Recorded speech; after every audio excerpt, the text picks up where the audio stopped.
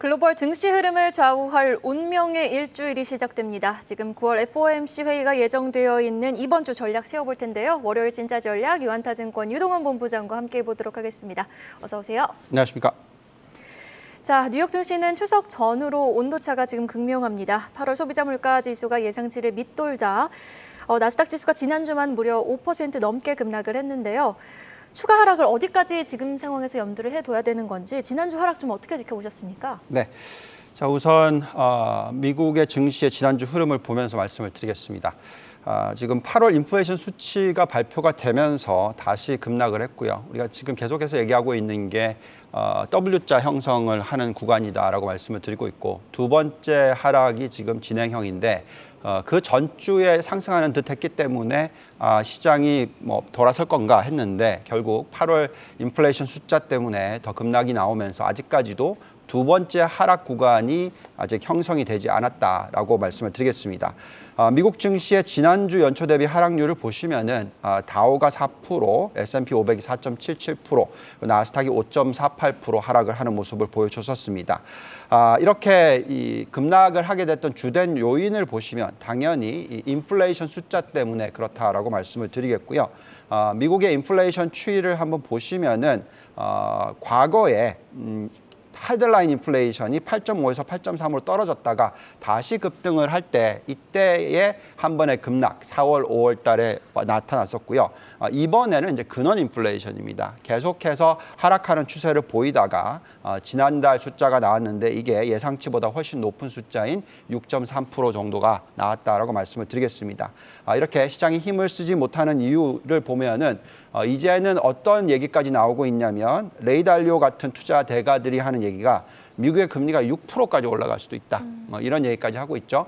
그렇기 때문에 우리가 지금 한번 최악의 시나리오라고 하는 레이 달리오 같이 부정적으로 보는 분의 지금 미국의 금리 6% 수준을 집어넣고 적절한 가치가 어느 정도 수준인지를 한번 계산을 해봤습니다.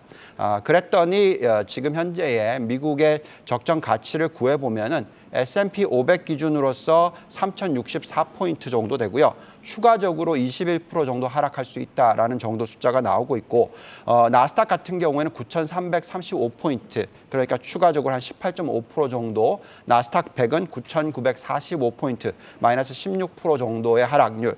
그렇기 때문에 결국 지금 이 미 연준의 스탠스가 굉장히 중요합니다. 어느 정도까지 금리를 끌어올리겠느냐, 6%까지 올린다. 그럼 이런 숫자가 나오기 때문에 그렇게까지 걱정을 할 수도 있겠습니다. 사실 8월 물가지표 발표 전 시장 반등의 트리거가 되어줬던 게 바로 내년 초 금리 인상 멈출 거다라는 기대감 아니었습니까?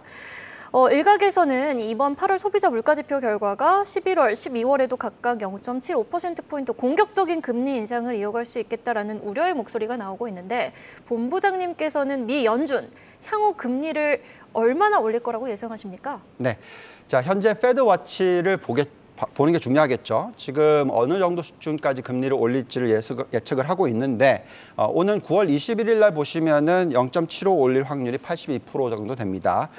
그리고 1% 올릴 확률은 좀 낮기 때문에 0.75 정도로 보시면 되겠는데요. 중요한 것은 저희가 이제 변곡점이 만들어지려면 이렇게 올리는 속도가 계속해서 가파라지는 게 아니라 0.75 수준이 유지되는 게 아니라 이것보다 떨어져야 된다라고 말씀을 드리고 있습니다. 지금 현재 보시면은 2022년에 11월 2일 날도 또 한 번에 0.75를 예측을 하는 퍼센티지가 상당히 높은 편이에요.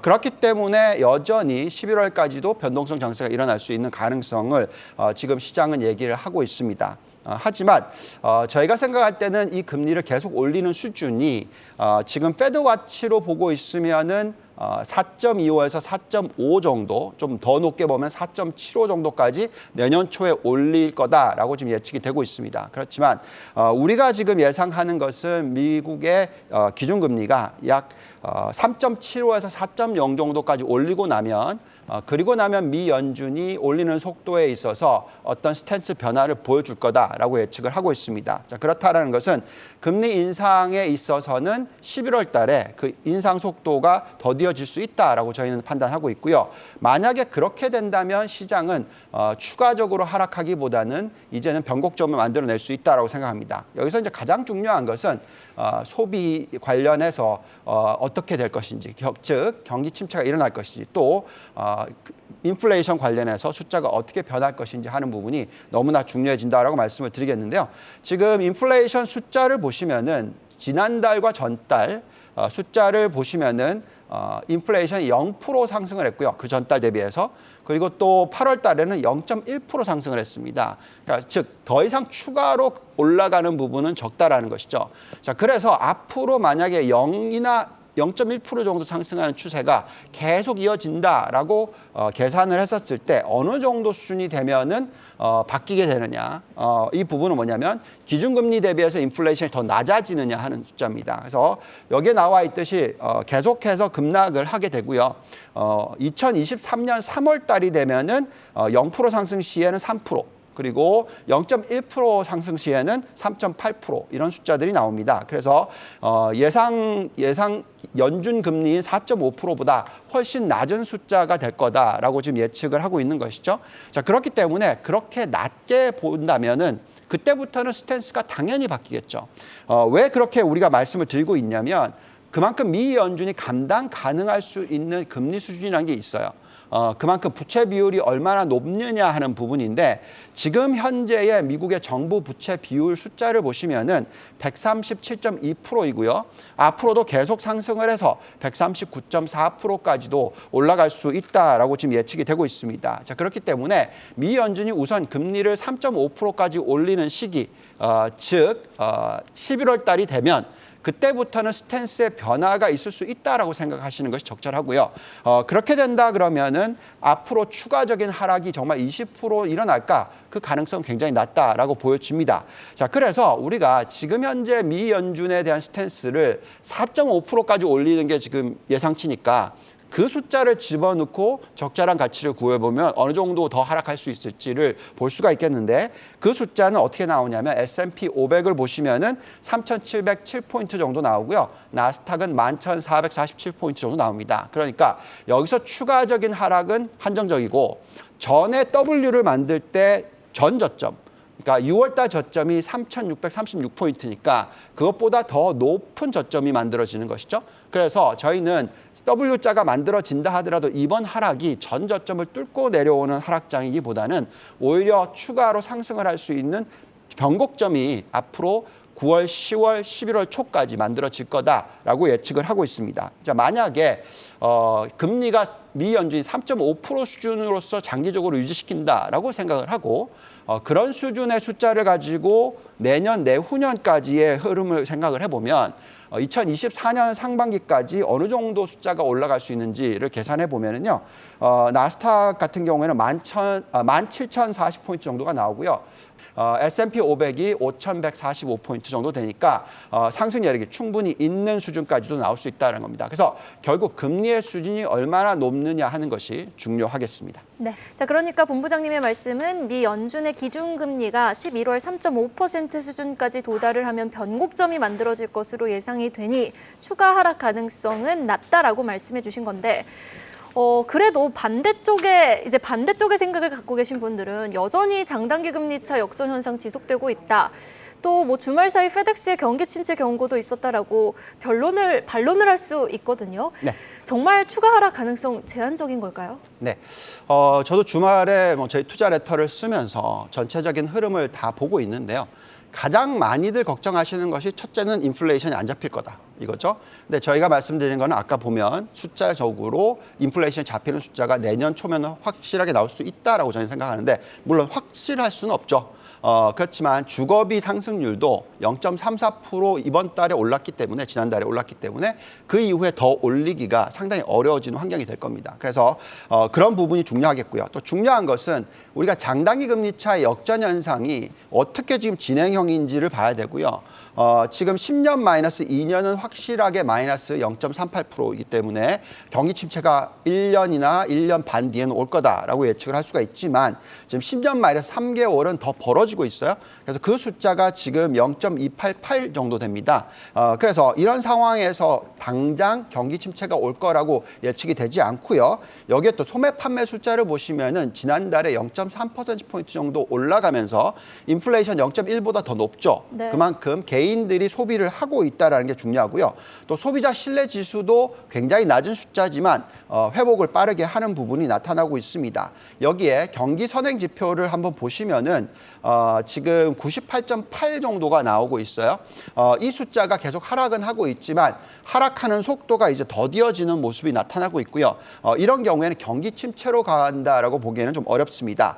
여기에 또한 여신 증가율을 보시면은 지금 11%대가 나오고 있어요. 그러니까 대출 증가율이 두 자릿수가 나오는데 경기 침체가 바로 일어날 거라고 예측을 하고 있지는 않습니다.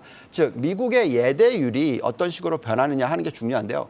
지금 현재 시점에서 개인들의 펀더멘털이 튼튼하고 기업들의 펀더멘털이 튼튼할 경우에 은행권에서는 높은 이자에 대출을 해주면 마진이 확대가 되기 때문에 계속해서 대출을 해줍니다. 만약에 앞으로 개인들이 엉망이 될 거고 기업들이 엉망이 될 거다. 캐시플로우가 안 좋기 때문에 앞으로 이자를 못 낼 거다. 이러면은 대출을 줄이게 되겠죠.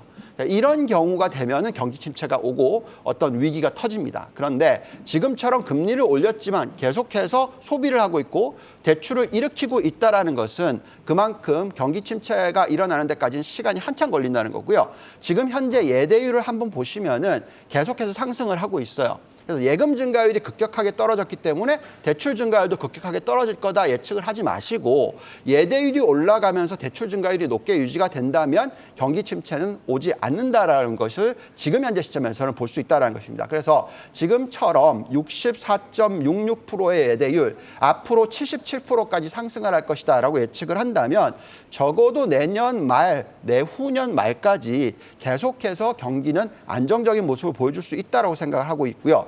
여기에 이제 지금 리스크 애퍼타이트라고 해서 어느 정도 리스크를 감안을 하고 투자를 하고 있는지 기관 투자가들의 포지션을 보시면은 현재 평균 위험 대비해서 위험 투자 비중이 과거 2008년 금융위기 수준보다 더 낮아져 있고요. 여기에 또 지금 총 과잉 투자하는 비중이 얼마나 낮아져 있냐면 마이너스 52%입니다. 이거는 과거 2008년 10월보다도 더 낮은 숫자이기 때문에 여기서 추가적으로 계속해서 주가가 빠진다라고 보지 마시고 물론 당장 바로 반대 방향으로 갈 것 같아 보이진 않습니다. 왜냐하면 변동성 장세가 있기 때문에 그렇죠. 그렇지만 변곡점이 나오는 시기를 좀 땡겨서 보시는 것도 나쁘지 않다라고 말씀을 드리겠고 그 시기가 11월 2일 전에 오지 않을까라고 예측을 하고 있습니다. 그럼 오늘 본부장님 증시 바닥론에 대한 근거를 쫙 이렇게 논리정연하게 설명을 해주셨는데 자 그럼 보다 적극적으로 이렇게 증시를 바라봐야 할 이때 업종별 투자 전략 어떻게 가져가는 게 좋을까요? 네.